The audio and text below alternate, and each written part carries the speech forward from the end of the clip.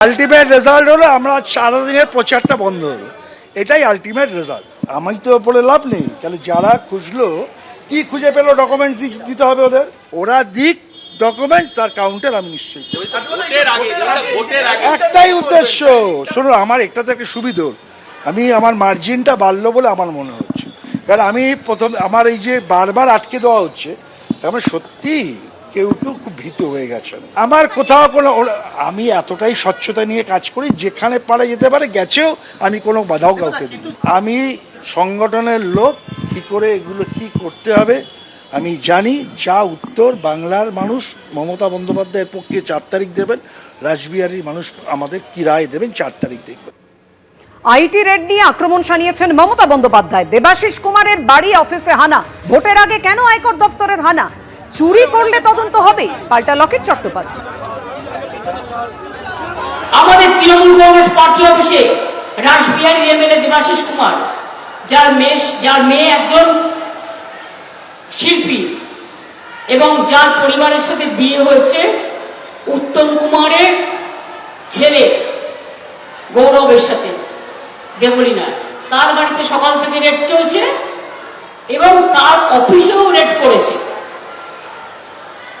আমি হ্যাঁ, যদি তার ব্যক্তিগত কিছু থাকে তুমি করো ইলেকশনের পরে, এখন কেন? আমাদের যারা ইনকাম ট্যাক্স দেখে সে তো অন্যান্য লোকেরও দেখতে পারে। একটা চার্টার্ড অ্যাকাউন্টেন্ট তো শুধু একজনের কাজ করে না, অন্যান্য লোকেদেরও কাজ করতে পারে। তুমি একবার কেন 10 বার করো, কিন্তু ইলেকশনের টাইম আমাদের যারা ইনকাম ট্যাক্স দেখে তার বাড়িও তুমি রেড করতে গেছো। একটু লজ্জা নেই, একটু ঘৃণা নেই, একটু ভয় নেই, নির্লজ্জ। এই দুজন দেশের বসে আছে দুটো চেয়ারে, আর একটা বসে আছে অপদার্থ। 1, 2, 3 এদের বিদায় দিন। চুরি যখন হয় তখন তো তদন্ত হবেই। তার শ্বশুর বাড়ি বাবার বাড়ি যাচ্ছে, মামার বাড়ি যাচ্ছে, দেখার দরকার নেই। চুরি যখন করেছে, চুরি যতক্ষণ না বন্ধ হবে, ইডিও বন্ধ হবে না। আমি মমতা বন্দ্যোপাধ্যায়ের মতো উদার নই, 4 তারিখের পর সব অত্যাচারের হিসাব হবে। রায়দিঘির সভায় হুঁশিয়ারি অভিষেক বন্দ্যোপাধ্যায়।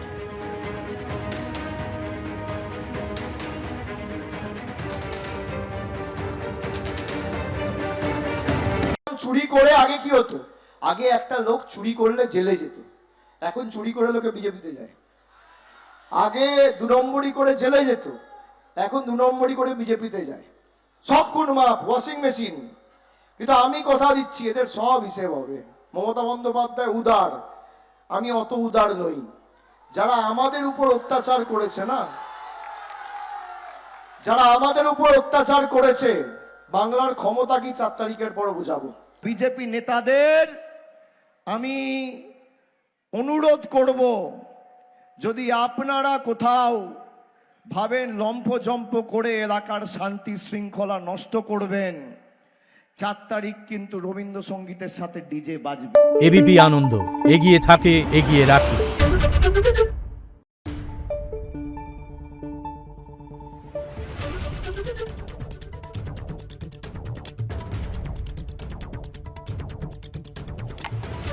Thank you.